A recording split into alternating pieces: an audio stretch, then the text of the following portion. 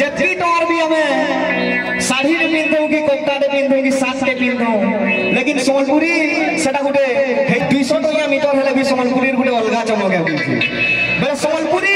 quota ले गुटे ताली रे हमर भाई आला जत्ती भी मामा से माने हमर बहन मनोजन समस्त हमर हाथू संबलपुरी कोटा गुटे हमर गर्व और गौरव है बोलछि बोले संबलपुरी कोटा का बोलछे ए चक चका में चंपू थिसु हो सब उठाने है सुबारी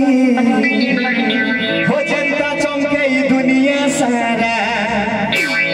कावर আমার संबलपुरी साड़ी हो भापीर